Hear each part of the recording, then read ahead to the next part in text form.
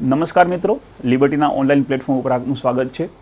આજે આપણે બંધારણના ચેપ્ટર 3ની અંદર રાષ્ટ્રીય આપાતકાલ વિશે ચર્ચા કરશું। જેમ કે આના અગાઉના ચેપ્ટરની અંદર જે છે એ આપણે સંઘીય વ્યવસ્થા અને બિલના પ્રકારોની ચર્ચા કરી હતી।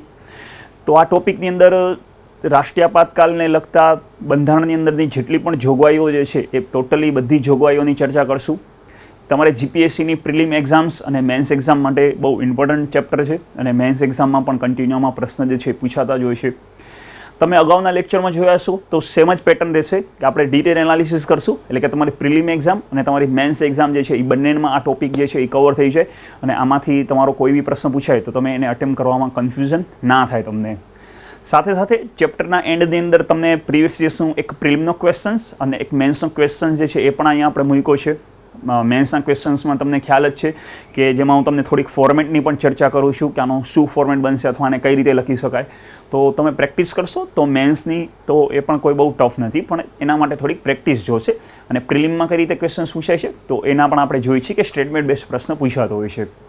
તો રાષ્ટ્રીય આપાતકાલ વિશે આજે આપણે ચર્ચા કરશું કે રાષ્ટ્રીય આપાતકાલ બંધારણમાં કઈ જગ્યાએ ઉલ્લેખ કરવામાં આવ્યો છે, એનું મહત્ત્વ શું છે, પરિસ્થિતિઓ કઈ રીતની રહેશે। તો મિત્રો, રાષ્ટ્રીય આપાતકાલની જો વાત કરીએ તો બંધારણના ભાગ 18 અનુચ્છેદ 352થી કરી અને અનુચ્છેદ 360 સુધી જે છે એ રાષ્ટ્રીય આપાતકાલનો ઉલ્લેખ કર્યો છે। બંધારણના ભાગ 18ની અંદર છે। તમે મિત્રો 2018ની જીપીએસસી 17-18 વાળી જે જીપીએસસી હતી એનો મેન્સનો ક્વેશ્ચન જોશો તો એની અંદર 10 માર્કનો ક્વેશ્ચન મૂક્યો હતો કે બંધારણનો ભાગ 18 વિશે માહિતી આપો। તો હવે પહેલાં તો તમને બંધારણના કયા ભાગની અંદર શું દર્શાવ્યું છે એ ખબર હોવી જોઈએ।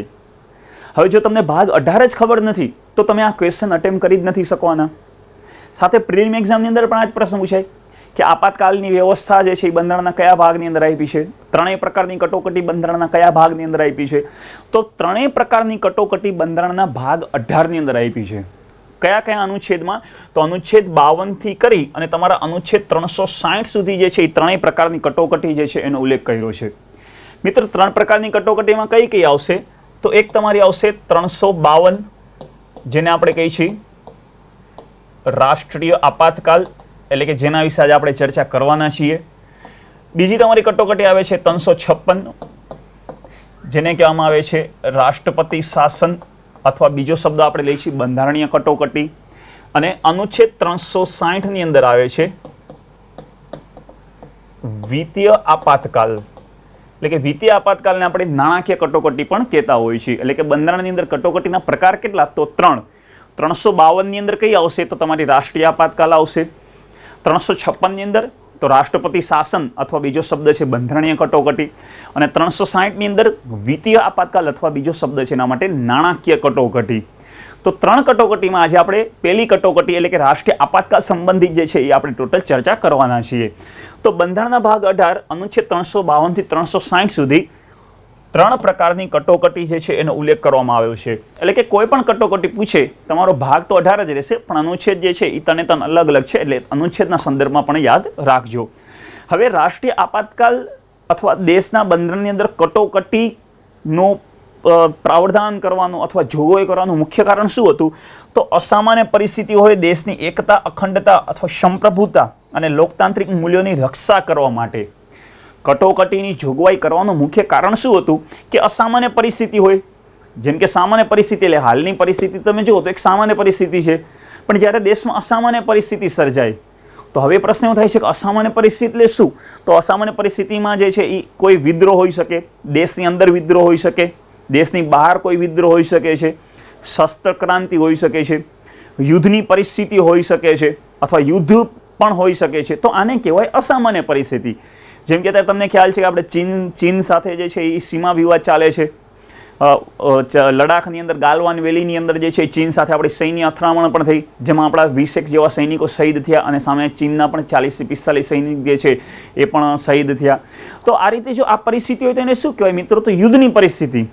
એટલે કે જ્યારે યુદ્ધની પરિસ્થિતિ હોય, વાસ્તવિક યુદ્ધ ચાલુ હોય, દેશની અંદર જે છે કોઈ શસ્ત્ર ક્રાંતિની પરિસ્થિતિ હોય તો એ બધાને કહેવાય અસામાન્ય પરિસ્થિતિ। એટલે કે જ્યારે દેશમાં અસામાન્ય પરિસ્થિતિ સર્જાય, દેશની એકતા, અખંડતા જોખમાતી હોય, સંપ્રભુતા એટલે કે આપણો જે સ્વતંત્ર દેશ છે એ સ્વતંત્ર દેશ ઉપર બીજો કોઈ પણ દેશ જે છે એ આક્રમણ કરે અને આપણી સંપ્રભુતા જે છે જોખમાતી હોય અને લોકતાંત્રિક મૂલ્યોની રક્ષા કરવી હોય તો બંધારણની અંદર જે છે એ આપાતકાલનો ઉલ્લેખ કરવામાં આવ્યો છે. જો મિત્રો ત્યારે આપણે ઓવરઓલ આપાતકાલની વાત કરું છું. રાષ્ટ્રીય આપાતકાલ આના આગળ ડિટેલ આવશે. એટલે કે ટોટલી જે ત્રણેય પ્રકારની કટોકટી જે છે એ ત્રણેય પ્રકારની કટોકટીનો બંધારણની અંદર ઉલ્લેખ અથવા પ્રાવધાન કરવાનું મુખ્ય કારણ જે છે એ આ ગણવામાં આવે છે. ઘોષણા સમયે શાસન એકાત્મક સરકારમાં પરિવર્તન થઈ જશે. જો મિત્રો હું પહેલેથી જ તમને કહેતો હોઉં છું કે કોઈ પણ સબ્જેક્ટનો તમારા કોન્સેપ્ટ ક્લિયર હોવો જોઈએ અને કોન્સેપ્ટ ક્લિયર થશે કે જ્યારે તમે સબ્જેક્ટ જે છે એ સબ્જેક્ટને એક પેટર્ન મુજબ વાંચો. પેટર્ન મુજબ એટલે કે તમને જ્યાં ઈચ્છા થાય ત્યાંથી ચેપ્ટર નથી વાંચવાના. જેમ કે તમને બંધારણ વાંચવા બેઠા છો, આજે ઈચ્છા થઈ તો તમે પહેલાં પ્રસ્તાવના વાંચો છો, પછી તમને એવું લાગ્યું કે હવે મારે રાષ્ટ્રપતિ વાંચવું છે, પછી તમને એવું લાગે છે કે મારે સંવિધાન સંશોધન વાંચવું છે. તો એ રીતે મિત્રો તમે વાંચશો તો ખાલી એને વાંચ્યું કહેવાય, એક નોલેજ ગેઇનિંગ થશે. પણ એક્ઝામની અંદર ક્વેશ્ચન્સ જે તમારા અટેમ્પ્ટ કરવાના આવશે એના માટે તમારી પાસે આખો સબ્જેક્ટ જે છે એ એક સબ્જેક્ટ એના સિસ્ટમેટિક વાંચેલો હોવો જોઈએ, કોન્સેપ્ટ સાથે ક્લિયર હોવો જોઈએ. તમે હિસ્ટ્રીની અંદર પછી પહેલો ચેપ્ટર હડપ્પા સભ્યતા વાંચો અને સેકન્ડ પછી તમે મૌર્ય સામ્રાજ્ય વાંચો અને થર્ડ ચેપ્ટરમાં તમે ફ્રીડમ ફાઇટ વાંચો તો ઇતિહાસમાં પણ તમને એ સમજ નહીં આવે. તો આ ચેપ્ટર સમજતા પહેલાં મેં પહેલાં કીધું કે અગાઉના ચેપ્ટર પણ જોઈ લેજો. જે કે આપણે આના અગાઉનું ચેપ્ટર જે ક્લિયર કર્યો હતો લેક્ચર, એ લેક્ચરની અંદર આપણે સંઘાત્મક શાસન વ્યવસ્થાની વાત કરી. એની અંદર મેં બે પ્રકારની શાસન કીધા હતા કે એક સંઘાત્મક વ્યવસ્થા અને એકાત્મક વ્યવસ્થા. તો જો એકાત્મક વ્યવસ્થાની વાત ત્યારે કરી હતી તો ફરીથી એ શબ્દ અહીંયા આવ્યો એકાત્મક સરકાર. તો હવે તમારો એ લેક્ચર જોઈ લો હોય તો તમે સીધું ક્લિક થઈ જશે કે એકાત્મક સરકાર એનો મતલબ શું થાય છે. તો એકાત્મક સરકાર એટલે કે સરકાર જે છે એ કેન્દ્ર સરકાર પાસે બધી સત્તાઓ આવી જાય છે, રાજ્ય સરકાર જે છે એની પાસે સત્તા રહેતી નથી. એટલે કે કેન્દ્ર દ્વારા સંસદ દ્વારા જે છે એ બધા નિર્ણયો લેવામાં આવતા હોય છે, એને કહેવાય એકાત્મક સરકાર. હાલમાં આપણા દેશની અંદર કેવા પ્રકારની સરકાર છે તો હાલમાં આપણા દેશમાં સંઘાત્મક શાસન છે, કેન્દ્ર સરકારે છે અને રાજ્ય સરકારે છે. પણ જ્યારે આપાતકાલની જાહેરાત થાય ત્યારે આપાતકાલની અંદર સરકાર અથવા શાસન વ્યવસ્થા કેવી થશે તો એકાત્મક સરકાર અથવા આના માટે બીજો આપણે શબ્દ લઈએ તો તમારી શાસન વ્યવસ્થા થશે એકાત્મક શાસન વ્યવસ્થા. એટલે કે ઓટોમેટિકલી શાસન જે છે એ બધું સંસદ પાસે જશે અને સંસદ બધા નિર્ણય લેશે. અગાઉનું ચેપ્ટર તમે જોશો તો આમાં ડિટેલમાં મેં ચર્ચા કરેલી છે કે એકાત્મક સરકાર અથવા એકાત્મક શાસનમાં શું આવે છે અથવા એની પરિસ્થિતિઓ કેવી હોય છે. તો મિત્રો સમજી ગયા કે આપાતકાલ જે છે એ જાહેરાત કરવા પાછળના મુખ્ય કારણો કયા કયા હતા. હવે આપણે વાત કરીએ 352ની જે રાષ્ટ્રીય આપાતકાલ છે એની ચર્ચા કરીએ કે અનુચ્છેદ 352 મુજબ રાષ્ટ્રપતિ દ્વારા ઘોષણા કરવામાં આવે છે. એટલે કે આપાતકાલની ઘોષણા સૌપ્રથમ કોણ કરશે તો આપાતકાલની ઘોષણા કરવાની જવાબદારી અથવા સત્તા જે છે એ રાષ્ટ્રપતિ પાસે છે. આ ક્વેશ્ચન તમારા 2019ની જીપીએસસી પ્રીલિમની અંદર હતો કે સૌપ્રથમ આપાતકાલની ઘોષણા કોણ કરે. તો સૌપ્રથમ આપાતકાલની ઘોષણા મિત્રો રાષ્ટ્રપતિ દ્વારા કરવામાં આવે છે. તો એનો મતલબ શું, રાષ્ટ્રપતિ ગમે તે સમયે આ ઘોષણા કરી શકે છે તો ના મિત્રો, રાષ્ટ્રપતિ ગમે તે સમયે આ ઘોષણા ના કરી શકે. રાષ્ટ્રપતિએ આપાતકાલની ઘોષણા કરવા માટે વડાપ્રધાન સહિત મંત્રી પરિષદની લેખિત સલાહ હોવી જોઈએ. વડાપ્રધાન સહિત કેન્દ્રીય મંત્રી પરિષદની, એટલે ખાલી વડાપ્રધાન ના ચાલે, આખું આપણું જે મંત્રી પરિષદ છે એ કેન્દ્રીય મંત્રી પરિષદની જ્યારે કેવી સલાહ હશે, લેખિત સલાહ હોય તો જ, મૌખિક સલાહ ના ચાલે. કારણ કે આ પોઈન્ટ જે છે એ આપણે 44માં સંવિધાન સંશોધન વર્ષ 1978માં ઉમેરવામાં આવ્યું. દેશમાં જ્યારે 44મું સંવિધાન સંશોધન થયું અને 1978માં ત્યારે આ પોઈન્ટ જે છે ઉમેરવામાં આવ્યો કે મંત્રી પરિષદ સહિત વડાપ્રધાનની લેખિત સલાહ. તો 1978 પહેલાં શું પરિસ્થિતિ હતી તો 1978 પહેલાં વડાપ્રધાન મૌખિક સલાહથી પણ રાષ્ટ્રપતિ રાષ્ટ્રીય આપાતકાલ જાહેર કરી શકતા.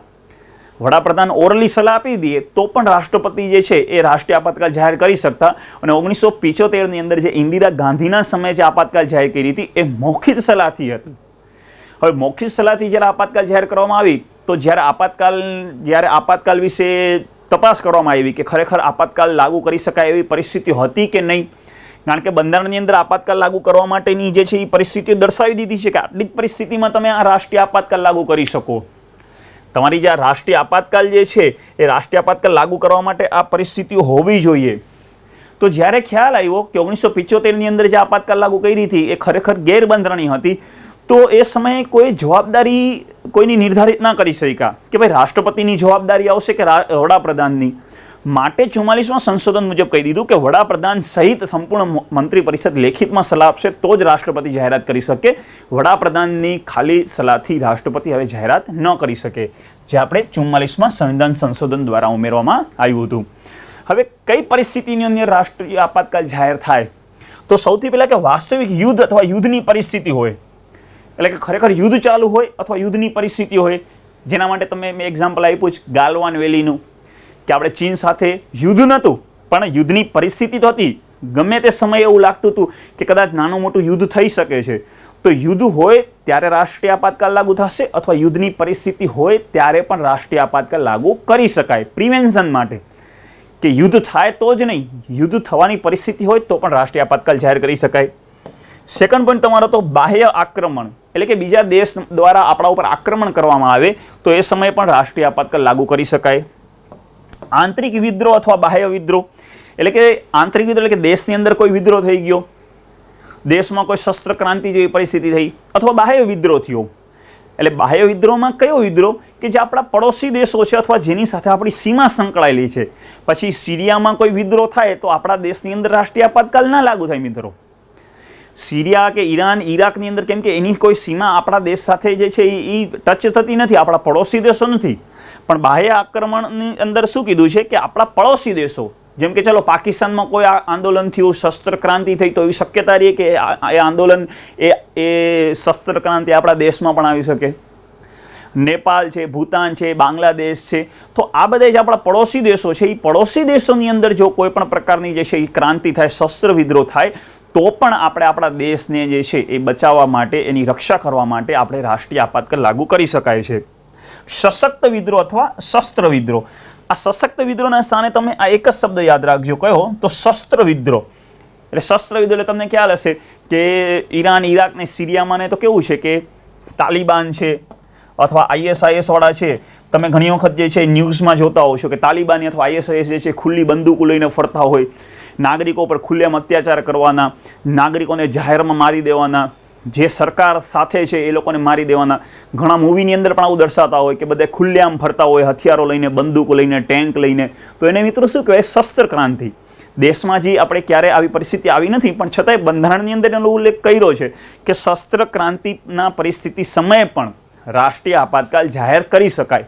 એટલે મિત્રો યાદ રાખજો કે રાષ્ટ્રીય આપાતકાલ જે છે એ કયા કયા સમયે જાહેર કરી શકાય. તો રાષ્ટ્રીય આપાતકાલના સંદર્ભમાં યાદ રાખજો આ 4 પરિસ્થિતિ કીધી. પેલા વાસ્તવિક યુદ્ધ અથવા યુદ્ધની પરિસ્થિતિ હોય, આ તમને ખ્યાલ હોવો જોઈએ. પ્રિલિમની એક્ઝામમાં પૂછાય કે રાષ્ટ્રીય આપાતકાલ નીચેનામાંથી કયા કારણો અથવા કયા સંજોગોમાં, અને મેન્સ એક્ઝામમાં પણ તમારે આનો ઉલ્લેખ કરવો પડે. તો રાષ્ટ્રીય આપાતકાલમાં એક વાસ્તવિક યુદ્ધ અથવા યુદ્ધની પરિસ્થિતિ. બીજું શું કીધું આપણે? કે બાહ્ય આક્રમણ. બાહ્ય આક્રમણમાં શું કીધું? કે બીજા દેશ દ્વારા આપણા ઉપર આક્રમણ કરવામાં આવે અથવા તૈયારી હોય, તો એના માટે પણ શબ્દ તો યુદ્ધ જ વપરાય, પણ છતાંય આમાં અલગથી ઉલ્લેખ કર્યો છે. આંતરિક વિદ્રોહ કીધો છે, એટલે કે દેશમાં કોઈ વિદ્રોહ થાય અથવા દેશના બાજુમાં, એટલે કે પડોશી દેશો સાથે કોઈ વિદ્રોહ થાય અથવા પડોશી દેશોમાં કોઈ વિદ્રોહ થાય. અને ચોથી વસ્તુ શું કીધી છે? તો ચોથું કીધું તમારું શસ્ત્ર વિદ્રોહ. તો આ 4 પરિસ્થિતિ એવી છે કે જે 4 પરિસ્થિતિના સમયે કઈ આપાતકાલ લાગુ થશે? તો આ 4 પરિસ્થિતિના સમયે તમારી આપાતકાલ લાગુ થાય રાષ્ટ્રીય આપાતકાલ.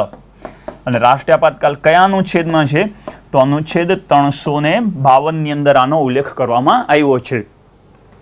જો નોટની અંદર કંઈક વસ્તુ કીધી છે કે આંતરિક ગડબડી શબ્દ હટાવી દેવામાં આવ્યો. ક્યારે? 1978માં. અને 1978 તો યાદ કરો તો 44મું સંવિધાન સંશોધન થયું જ્યારે. તો 44માં સંવિધાન સંશોધન દ્વારા જે છે એ કયો શબ્દ હટાવી દીધો? તો જે આંતરિક ગડબડી શબ્દ હતો એ આંતરિક ગડબડી શબ્દ જે છે એ 44માં સંવિધાન સંશોધન દ્વારા હટાવી દેવામાં આવ્યો. હવે હટાવવા પાછળનું મુખ્ય કારણ શું હતું? તો આંતરિક ગડબડી જે છે એની વ્યાખ્યા ના થાય. આંતરિક ગડબડીની શું વ્યાખ્યા કરી શકો? જેમ કે બાકી બધા જે કારણો હતા એની મેં તમારી સમક્ષ વ્યાખ્યા કરી દીધી કે આનો મતલબ શું થાય. હવે આંતરિક ગડબડી એટલે કે દેશની આંતરિક ગડબડી, કે જે રાજકીય પક્ષ જે સત્તા ઉપર છે એના અંતરની, એના પાર્ટીની આંતરિક ગડબડી. તો આ નક્કી ના કરી શકાય. અને ઇન્દિરા ગાંધી દ્વારા જે આપાતકાલ જાહેર કરવામાં આવી હતી એના માટે એણે શબ્દો કયો લીધો હતો? તો આંતરિક ગડબડી શબ્દ લેવામાં આવ્યો હતો મિત્રો.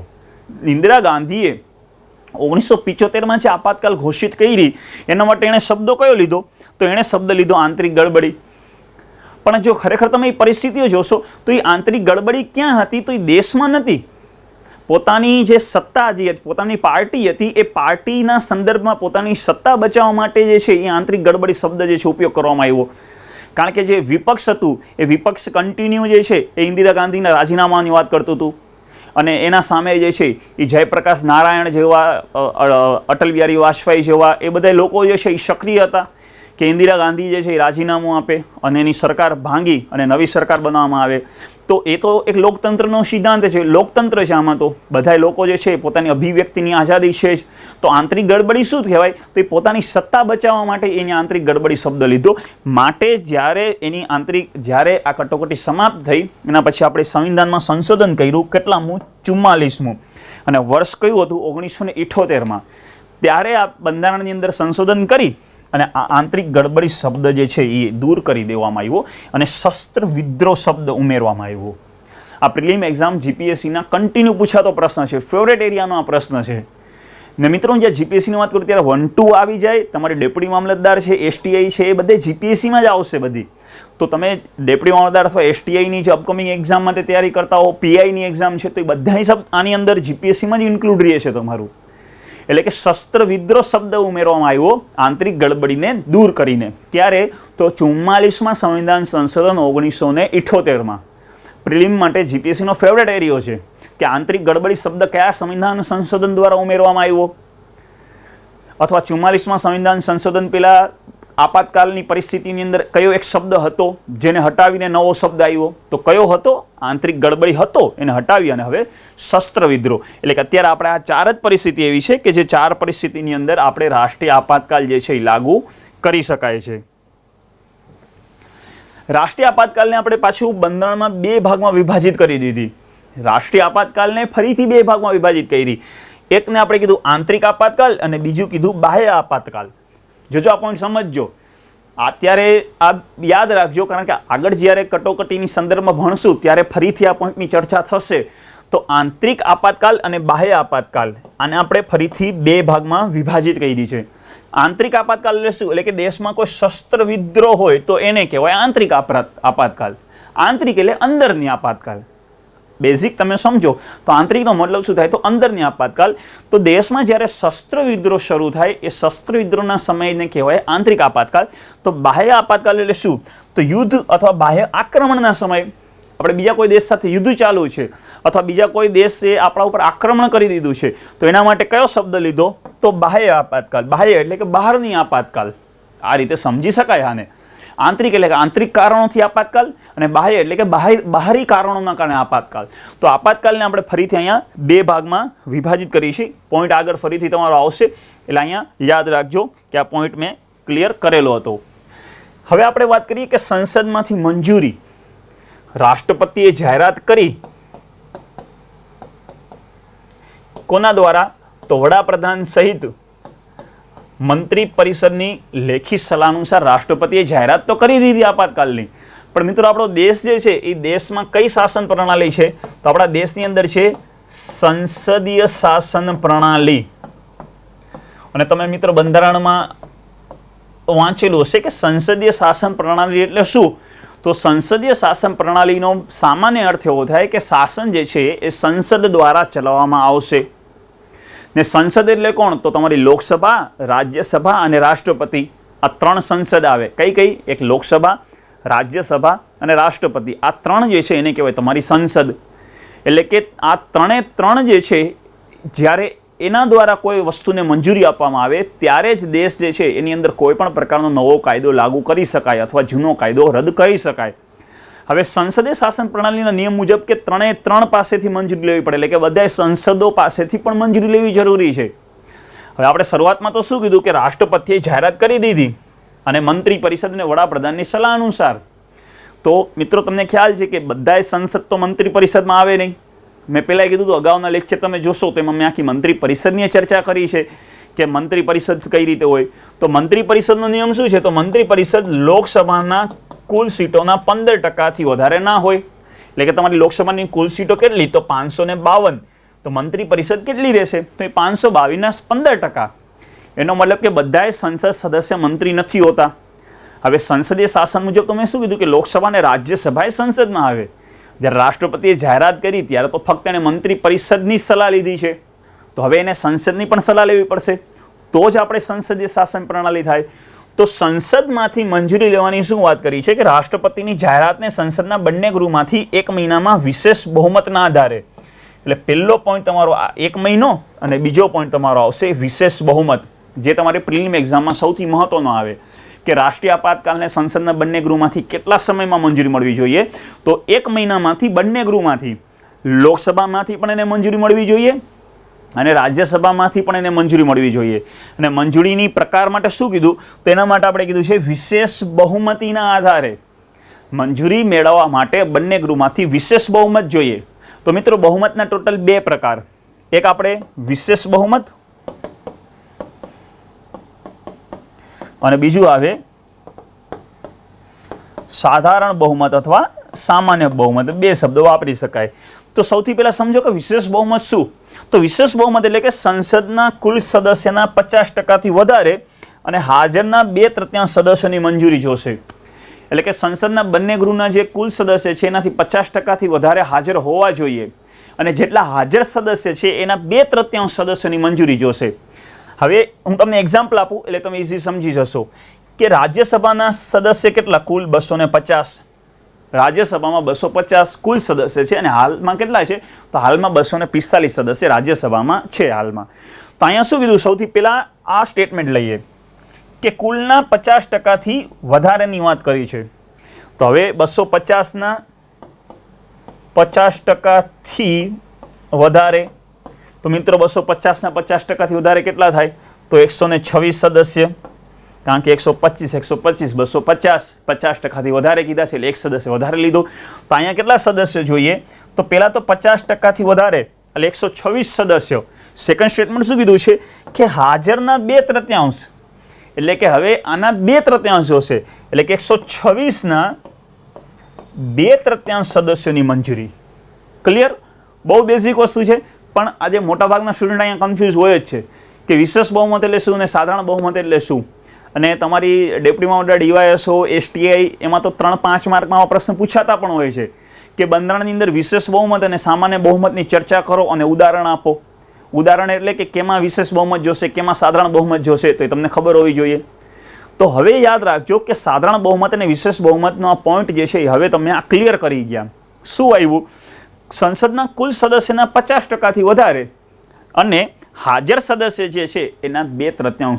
એટલે કે અહીંયા મેં તમને એક્ઝામ્પલ આપી દીધું એટલે તમે આરામથી સમજી ગયા છો. છતાં મિત્રો જે ના સમજો તો 2-3 વખત આ પોઈન્ટ ઉપર જે છે એ તમે રિવાઇઝ કરીને જોઈ લેજો, કેમ કે પ્લે અને પુશનું બટન તો મિત્રો તમારા હાથમાં જ છે. તમને જે પોઈન્ટ નથી સમજાતો અથવા કન્ફ્યુઝ થાય છે તો એને પુશ કરી થોડુંક રિવાઇઝ કરી અને ફરીથી પ્લે કરો, એટલે 3-4 વખત જોશો એટલે તમને એક આઈડિયા આવી જશે કે હું શું કહેવા માગું છું. તો આ પ્રક્રિયાથી એને આપણે કીધું કે વિશેષ બહુમત. હવે આપણે વાત કરીએ કે સામાન્ય બહુમત એટલે સાધારણ બહુમત એટલે શું.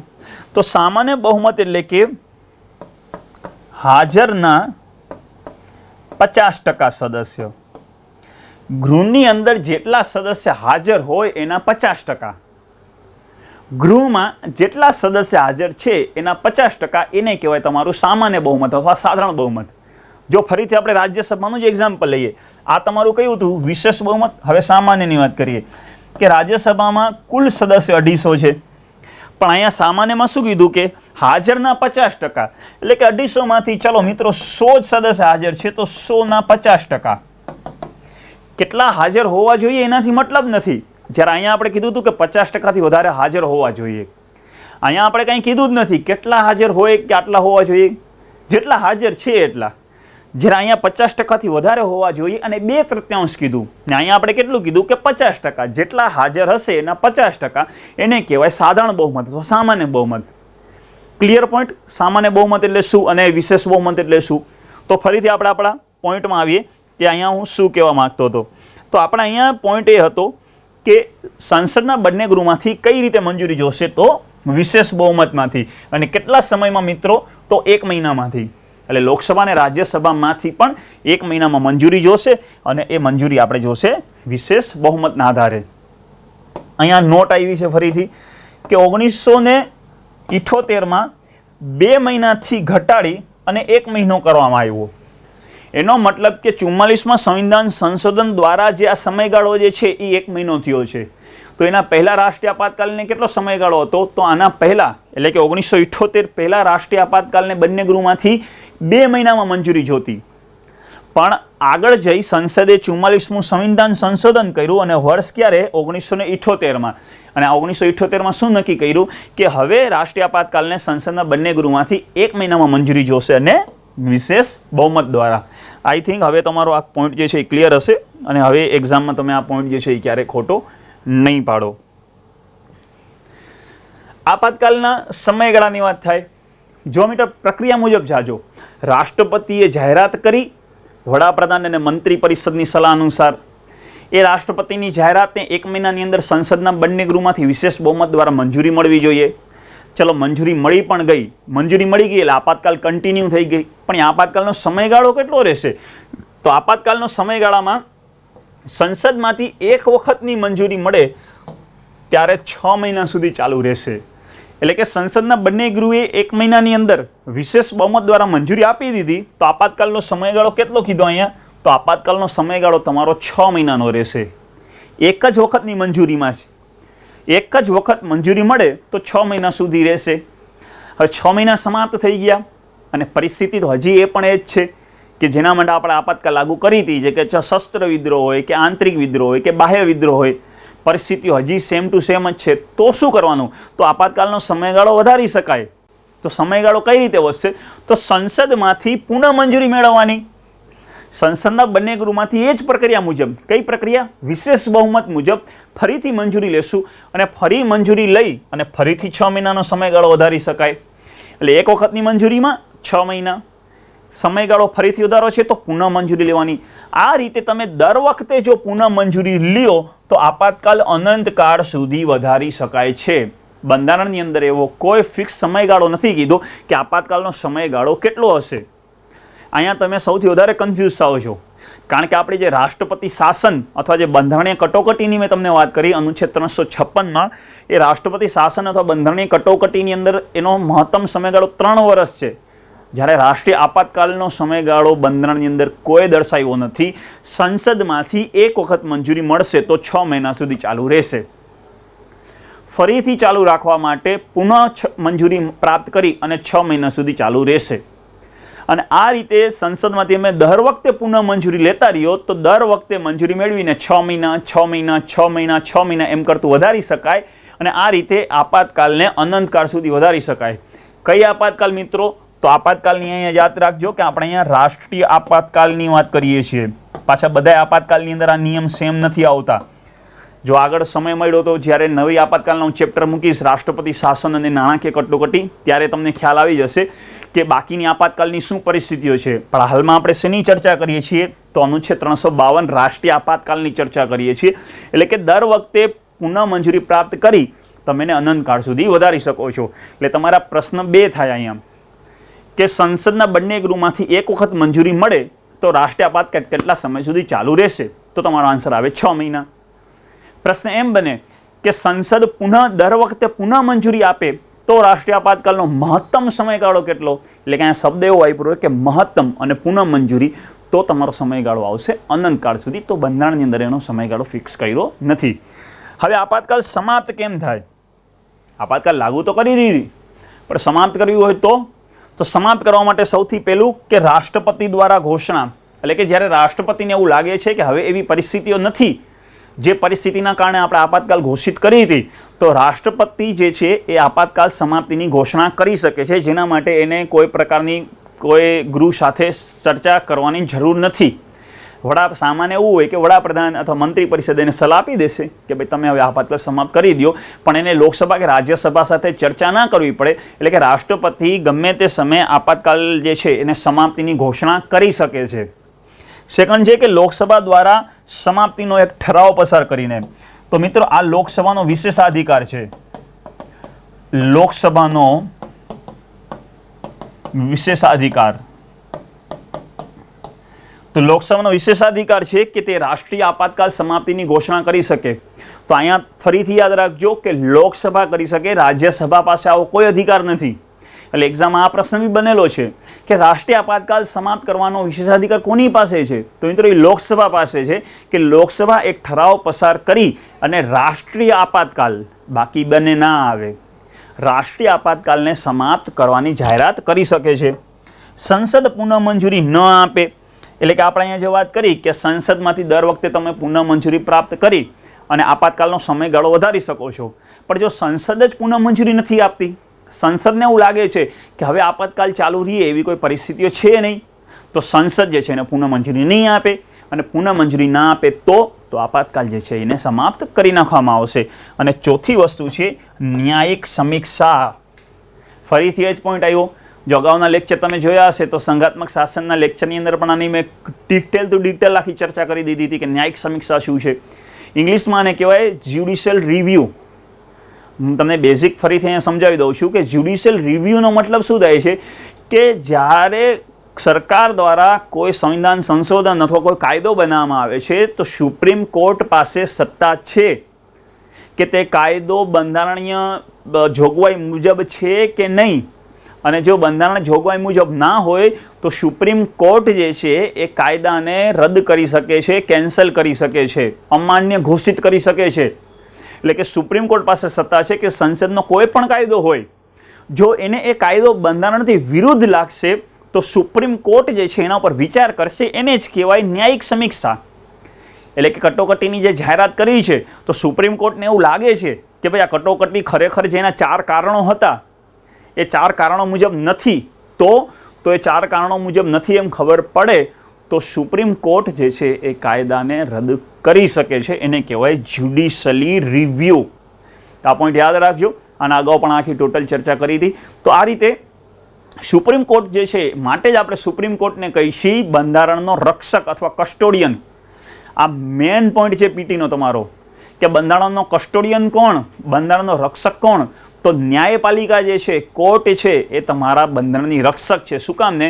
તો એ તમારા મૂળભૂત અધિકારોની રક્ષા કરે છે, રીટ બહાર પાડે છે અને બંધારણની જોગવાઈ મુજબ જો શાસન ન ચાલતું હોય તો એને રદ કરવાની સત્તા પણ સુપ્રીમ કોર્ટ પાસે છે. તો જે રાષ્ટ્રીય આપાતકાલ જે છે એ મિત્રો આ 4 પરિસ્થિતિની અંદર જે છે એને સમાપ્ત કરી શકાય. રાષ્ટ્રપતિ દ્વારા, લોકસભાના ઠરાવ દ્વારા, સંસદ પુનઃ મંજૂરી ના આપે અને ન્યાયિક સમીક્ષા દ્વારા. એના પછી પોઈન્ટ આવે છે કે આનો પ્રભાવ શું રહેશે. જેમ કે રાષ્ટ્રીય આપાતકાલ જાહેર કરી દીધી તો આના શરૂઆતમાં આપણે કીધું કે રાષ્ટ્રીય આપાતકાલના સમયે શાસન વ્યવસ્થા કેવી થઈ જાય છે. તો શાસન વ્યવસ્થા જે છે એ આપણે કીધી કે એકાત્મક શાસન થશે. શાસન વ્યવસ્થા કેવી કીધી? તો એકાત્મક શાસન વ્યવસ્થાની વાત કરી. તો મિત્રો હવે એકાત્મક શાસન એટલે શું? તો અહીંયા એકાત્મક શાસન વ્યવસ્થા થઈ જશે. એટલે કે કેન્દ્ર અને રાજ્ય અત્યાર સુધી સામાન્ય રીતે કેવું હોય કે બંને સ્વતંત્ર કામ કરતા હોય, રાજ્ય સરકાર પણ સ્વતંત્ર શાસન ચલાવતી હોય, પણ આપાતકાલના સમયે બધી સત્તા કોની પાસે જશે? તો સંસદ પાસે જશે. એના માટે આપણે કહીશું કે શાસન વ્યવસ્થા કેવી છે? એકાત્મક શાસન વ્યવસ્થા હશે. બધા નિર્ણય કેન્દ્ર સરકાર લેશે. હવે કેન્દ્ર સરકાર નિર્ણય લેશે એટલે કે રાજ્ય સૂચિના વિષયો પર કેન્દ્ર સરકાર કાયદો બનાવી શકે. જો રાજ્ય સૂચિના વિષયોની વાત કરીએ તો બંધારણની અનુસૂચિ 7માં ટોટલ 3 વિષયો છે. કેન્દ્ર સૂચિ આપી છે, રાજ્ય સૂચિ આપી છે અને સંયુક્ત સૂચિ આપી છે. તો આ પોઈન્ટની ચર્ચા એ અગાઉના લેક્ચરમાં હું ડિટેલ ટુ ધી પોઈન્ટ આખી ડિટેલ કરી દીધી છે. તો અહીંયા ટોટલ અનુસૂચિ 7ની અંદર 3 સૂચિ. સૂચિ એટલે શું મિત્રો? તો સૂચિ એટલે એને કહેવાય વિષયોની યાદી. સૂચિ એટલે કે વિષયોની યાદી કે જેની અંદર જે છે એવા વિષયો દર્શાવ્યા છે જેની સત્તા પર્ટિક્યુલરી એ વ્યક્તિને આપવામાં આવી હોય, એ સંસ્થાને આપવામાં આવી હોય. એટલે કે કેન્દ્ર સૂચિના વિષયો ઉપર, તો આ સૂચિની અંદર જે છે જેટલા પણ વિષયો હશે એના ઉપર શાસન માટે કાયદો બનાવવાની સત્તા કેન્દ્ર પાસે છે. જેમ કે રક્ષા ઉપર કાયદો કોણ બનાવે? કેન્દ્ર બનાવશે. નાગરિકતા કોણ આપશે? તો કેન્દ્ર સરકાર આપશે. ઇન્ટરનેશનલ અફેર્સ અથવા ફોરેન અફેર્સ માટેના સંબંધિત નિર્ણય કોણ લેશે? તો એ કેન્દ્ર સરકાર લેશે. રાજ્યના નામ સીમામાં પરિવર્તન કોણ કરશે? તો એ કેન્દ્ર સરકાર. એટલે કે આની અંદર એવા વિષયો આપ્યા છે કે જેના ઉપર શાસન ચલાવવા માટે કાયદો બનાવવાની સત્તા કોની પાસે મિત્રો? તો કેન્દ્ર પાસે. રાજ્ય સૂચિ એટલે? તો રાજ્ય સૂચિ એટલે કે એવા વિષયો કે જેના ઉપર સામાન્ય પરિસ્થિતિમાં શાસન ચલાવવા માટે કાયદો કોણ બનાવે? તો રાજ્ય સરકાર. સામાન્ય રીતે રાજ્ય સરકાર કાયદો બનાવશે. કેમાં? તો રાજ્ય સૂચિના વિષયોમાં. પણ જ્યારે આપાતકાલની જોગવાઈ હોય ત્યારે રાજ્ય સૂચિના વિષય ઉપર પણ કાયદો કોણ બનાવી શકે? તો કેન્દ્ર સરકાર આપાતકાલમાં રાજ્ય સૂચિના વિષય ઉપર કાયદો બનાવી શકે. શું કામ ને? તો આપણી શાસન વ્યવસ્થા કેવી થઈ ગઈ? તો આપણી શાસન વ્યવસ્થા જ એકાત્મક થઈ ગઈ. એટલે હવે રાજ્ય સૂચિ ઉપર પણ કાયદો બનાવવાની સત્તા જે છે એ મુખ્ય કોને? કેન્દ્ર પાસે રહેશે. રાષ્ટ્રપતિ રાજ્ય સૂચિના વિષય પર અધ્યાદેશ બહાર પાડી શકે. અધ્યાદેશ અથવા બીજો એના માટે શબ્દ આપણે વાપરીએ છીએ વટહુકમ. અને વટહુકમ તમારા બંધારણમાં રાષ્ટ્રપતિના સંદર્ભમાં કયા અનુચ્છેદમાં છે? તો અનુચ્છેદ 123 ની અંદર આપ્યું છે કે રાષ્ટ્રપતિ જે છે જ્યારે સંસદનું સત્ર ચાલુ ના હોય ત્યારે અધ્યાદેશ બહાર પાડી શકે, વટહુકમ બહાર પાડી શકે. અને સેમ જ સત્તા જે છે એ રાજ્ય સરકારની અંદર રાજ્યપાલ પાસે છે. એટલે વટહુકમ કોણ બહાર પાડી શકે? તો કેન્દ્ર સરકારમાં રાષ્ટ્રપતિ. કયા અનુચ્છેદ મુજબ? તો અનુચ્છેદ 123 મુજબ. અને રાજ્યપાલ? તો રાજ્યપાલ બહાર પાડે છે અનુચ્છેદ 213 મુજબ. તો અહીંયા પોઈન્ટ આપણે શું કીધો કે રાષ્ટ્રપતિ રાજ્ય સૂચિના વિષય ઉપર પણ અધ્યાદેશ બહાર પાડી શકશે, પણ સંસદનું સત્ર ન હોય ત્યારે. સત્ર ચાલુ હોય તો અધ્યાદેશ બહાર ન પાડી શકાય. અને અધ્યાદેશ એટલે શું? તો કાયદો બનાવવા માટેનો વિશેષાધિકાર. સામાન્ય આની વ્યાખ્યા શું થશે? તો કાયદો બનાવવા માટેનો વિશેષાધિકાર. જે વિશેષાધિકાર કોને આપ્યો છે? તો રાષ્ટ્રપતિને અને રાજ્યપાલને. પણ નિયમ શું છે? તો સત્ર ચાલુ ન હોવું જોઈએ. અને રાષ્ટ્રપતિ કયા અનુચ્છેદ મુજબ? તો 123 મુજબ. અને રાજ્યપાલ તો અનુચ્છેદ 213 મુજબ. યાદ રાખજો. તો જ્યારે રાષ્ટ્રીય આપાતકાલ હશે ત્યારે રાષ્ટ્રપતિ અધ્યાદેશ બહાર પાડી શકે, પણ સત્ર શરૂ ન હોવું જોઈએ. કેન્દ્ર અને રાજ્ય વચ્ચે કર વિતરણમાં પણ પરિવર્તન કરી શકે. તો સામાન્ય વસ્તુ છે કે રાષ્ટ્રપતિ પાસે સત્તા છે અને શાસન વ્યવસ્થા એકાત્મક છે, તો કર વિતરણ જે છે એમાં પણ પરિવર્તન કરી શકાય. તો આ કેન્દ્ર અને રાજ્ય ઉપર કેટલી અસરો થશે? તો કેન્દ્ર અને રાજ્ય ઉપર જે છે એ આ પ્રકારે એની અસર જોઈ શકાય છે.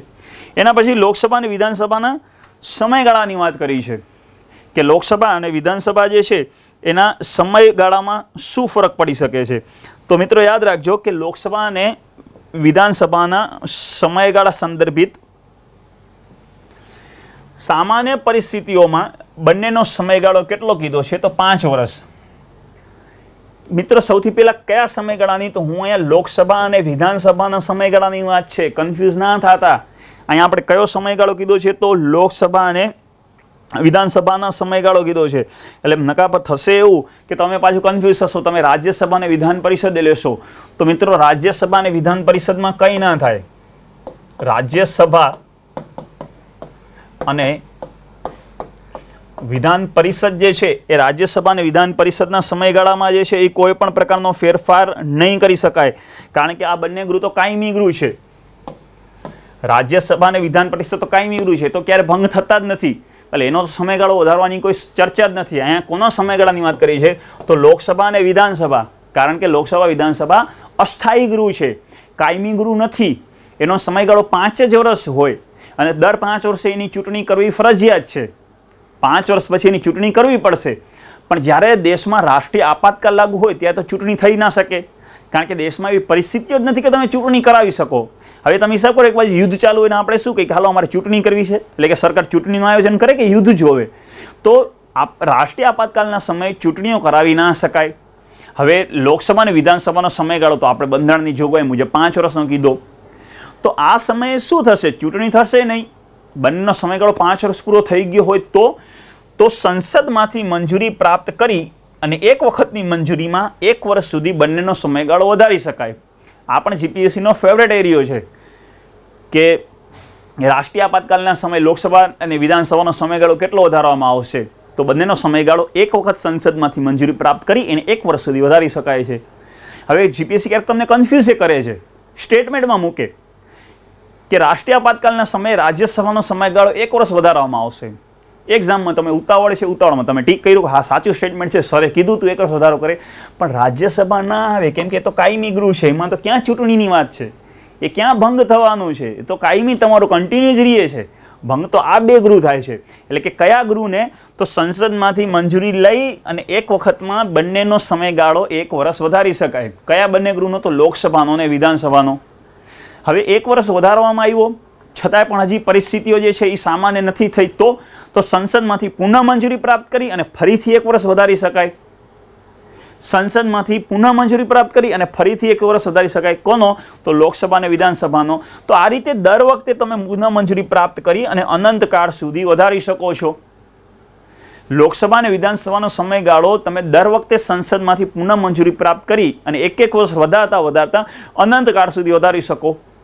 હવે અહીંયા તમારા મગજમાં થશે ખીચડી, કેમ કે આપણે કટોકટીના સમયગાળામાં શું કીધું કે સંસદમાંથી મંજૂરી પ્રાપ્ત કરી 6 મહિના, દર વખતે મંજૂરી પ્રાપ્ત કરી 6 મહિના વધારી અને કટોકટી અનંતકાળ સુધી, પણ એ કટોકટીનો સમયગાળો હતો.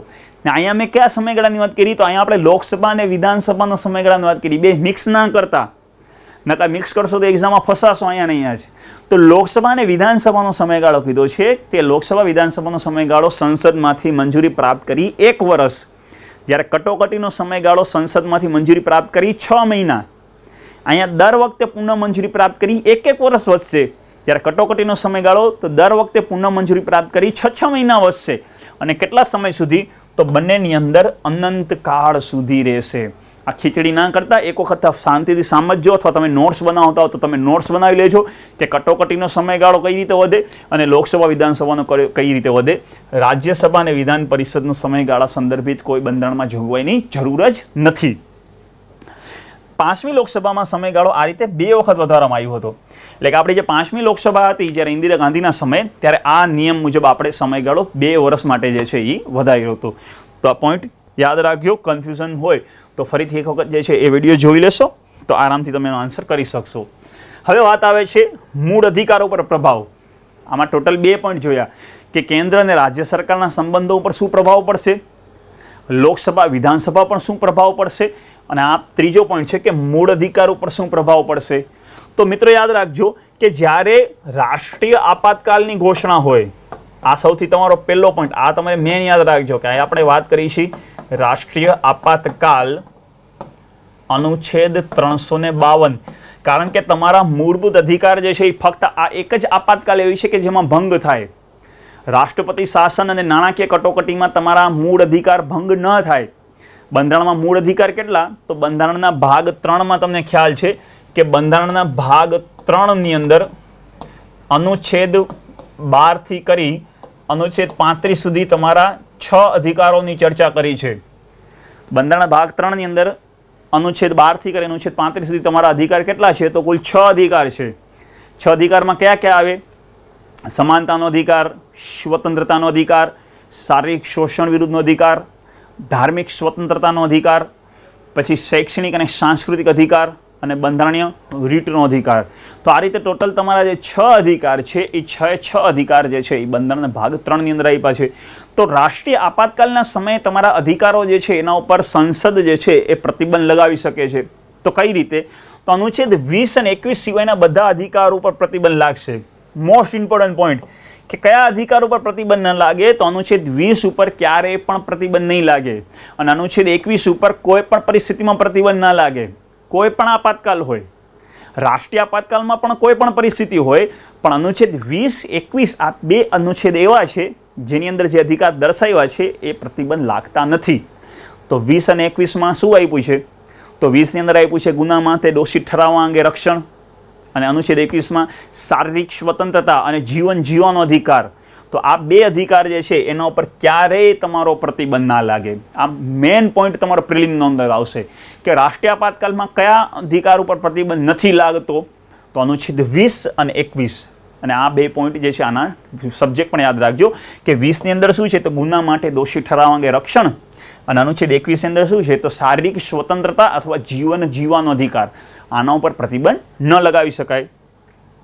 યુદ્ધ અથવા બાહ્ય આક્રમણના સમયે સૌપ્રથમ અનુચ્છેદ 358 મુજબ અનુચ્છેદ 19માં સ્વતંત્રના અધિકાર ઉપર પ્રતિબંધ લાગશે.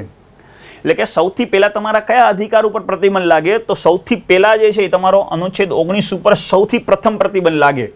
એટલે કે જેવી રાષ્ટ્રીય આપાતકાલની ઘોષણા થાય, તમારો અનુચ્છેદ 19માં જે સ્વતંત્રતાનો અધિકાર છે, જેમ કે વાણી સ્વતંત્રતા, અભિવ્યક્તિની સ્વતંત્રતા, હરવા ફરવાની સ્વતંત્રતા, સંઘ અથવા સંગઠન બનાવવાની સ્વતંત્રતા, સરકારનો વિરોધ કરવાની સ્વતંત્રતા, મુક્ત રીતે ભારતની અંદર વસવાટ કરવાની સ્વતંત્રતા, તો આ રીતે તમારા વ્યાપાર વ્યવસાયની સ્વતંત્રતા. તો કુલ જે 6 અધિકાર અનુચ્છેદ 19માં છે એના ઉપર સૌ પ્રથમ પ્રતિબંધ લાગે.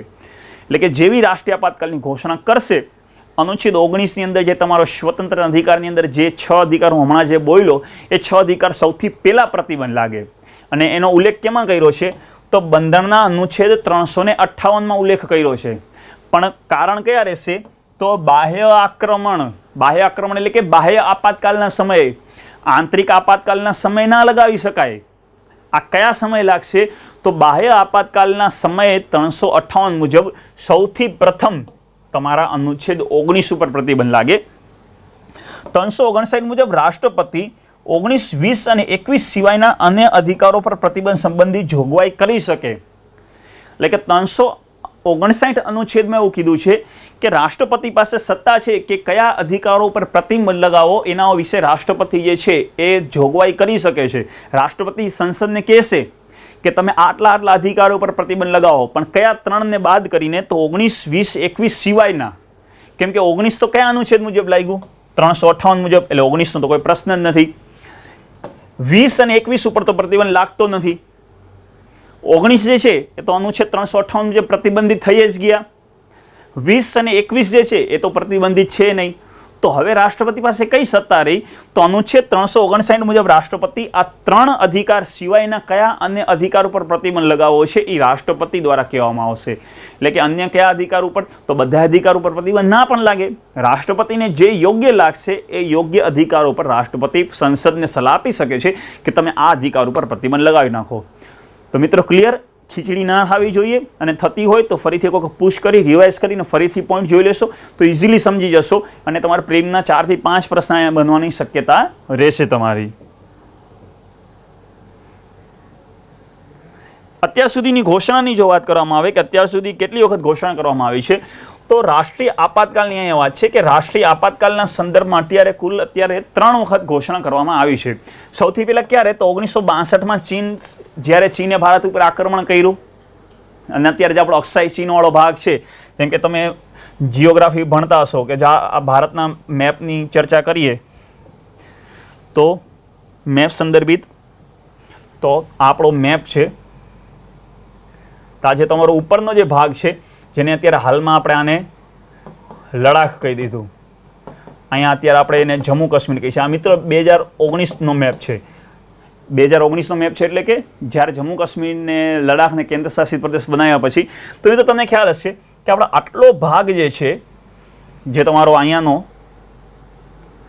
આ ભાગને આપણે શું કહીએ છીએ?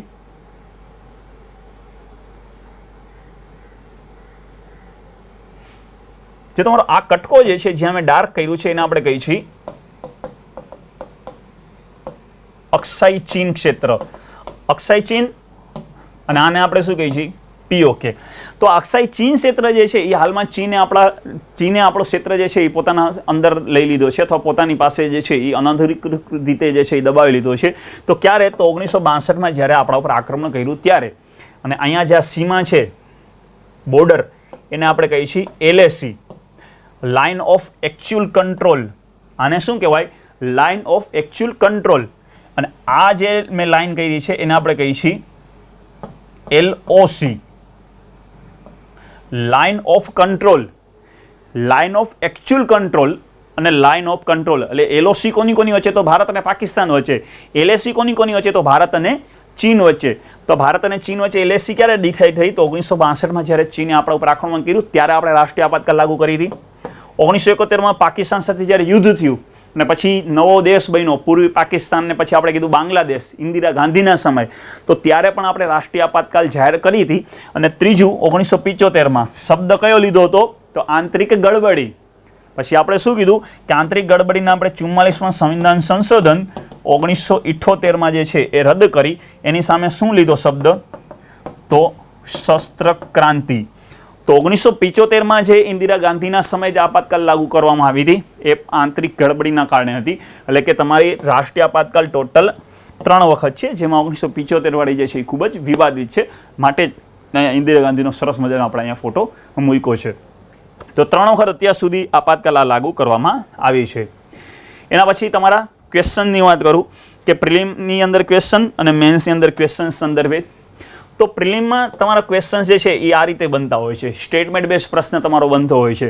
તો મિત્રો સ્ટેટમેન્ટ બેઝ પ્રશ્નની અંદર સૌથી પહેલું તમારું ધ્યાન શું જવું જોઈએ કે વિધાન સાચું પૂછ્યું છે કે ખોટું પૂછ્યું છે. અગાઉના લેક્ચરમાં જોશો તો આ પ્રકારના સ્ટેટમેન્ટ બેઝ વિધાનમાં મેં ખોટું વિધાન પૂછ્યું હતું. હવે અહીંયા આપણે શું લીધું છે? સાચું. એટલે કે જ્યારે એક્ઝામમાં પ્રિલિમમાં તમે સ્ટેટમેન્ટ વાંચો છો તો પહેલાં સૌથી પહેલાં આ રીતે અહીંયા રાઉન્ડ જ કરવાનું કે સાચું વિધાન જણાવો છે કે ખોટું, એટલે તમે કન્ફ્યુઝ ના થાવ.